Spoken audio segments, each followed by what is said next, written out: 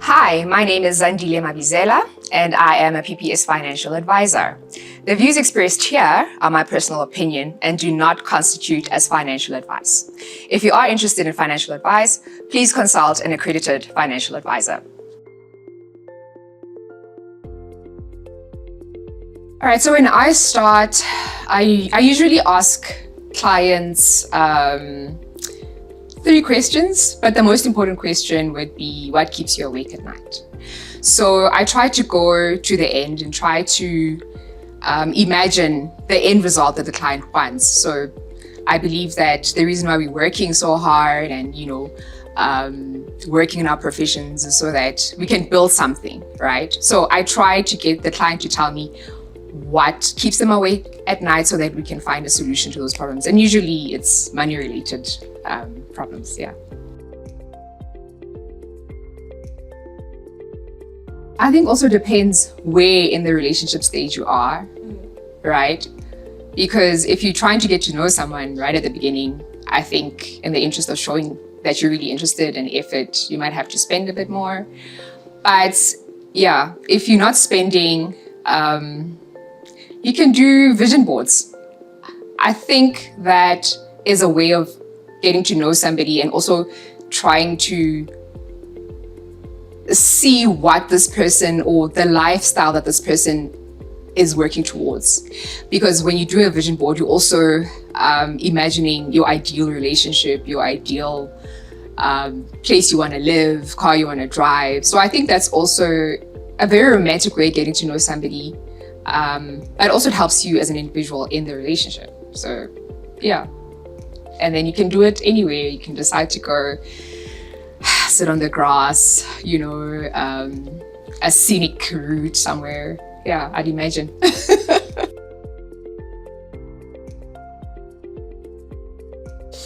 So, in my personal experience, I've had actually a situation where I've sat down with a prospect and we did a spreadsheet. But the spreadsheet was about documenting our bucket list.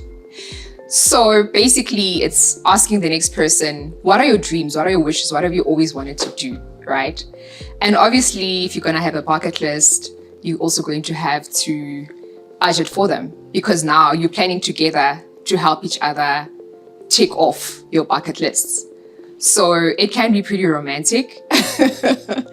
And I would really recommend people to try it. Yeah. Okay, so I am a big believer in understanding people's money stories and their money personality. So because we all come from different backgrounds, right? And we also have different levels of financial literacy. So I think when we start out in relationships, that would, for me, would be the ideal to actually ask your partner about their money story. How do they relate to money? What does money mean to them? What does success even mean to them? What does it look like? And for them to define it for themselves. And then consult a financial advisor. In consulting a financial advisor, it would help to understand the two parties' money personalities, the money stories, and then they would define that.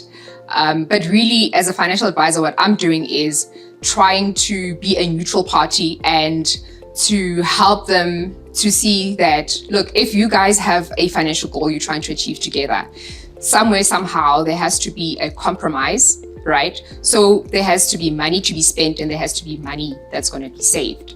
And I also recommend that whomever is the strongest at managing the money, let that party do that, right? So in terms of the planning, in terms of what we want to achieve financially, we do that together, but whomever is, I suppose, the most qualified, right, can handle that aspect. Sure, money is such an uncomfortable topic to bring up, generally speaking. I mean, even with married couples, right? But I'll keep going back to what I mentioned before, is that if we can agree that, okay, we're not necessarily the experts at this, let's get a neutral party. And then I don't think it really matters at what point, because every couple is going to be managing money, right? Every individual has to be managing money, right? So when it comes to 50-50, I don't necessarily believe in that. I wouldn't advise that, because also our income bracket is not the same. So would it be fair to ask one party to contribute 50% of a very small income? What are we trying to achieve in that sense? So I think one of the tools that we can use, it's called a minimalist budgeting tool, which basically uses a ratio of 50-30-20. So it says, in my income, if I can contribute 50% of my income towards necessities, then that's sort of like a guideline. Because how do you know when you're spending too much on necessities? How do you know when you, lack of a better term, I'll say over-investing, right? Because you can't invest and save all your money. So when you use that as a guideline for both parties, it can actually help them basically track. And then there's also a thing of using like joint accounts, right, for shared expenses, because it also, like I said, it depends where in the relationship you are. Are you living together? Are you living separately? Are there shared expenses to begin with? But 50-50, I don't think 50-50 actually works. It depends. It really depends.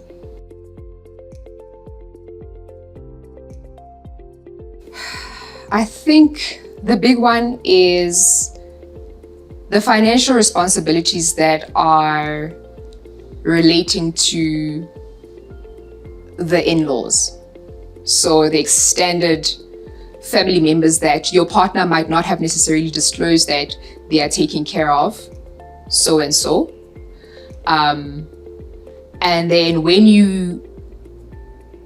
you're married, remember, the families are blended in. So technically speaking, whatever your partner's responsibilities were to their relatives become your responsibilities, right? I know of a story of,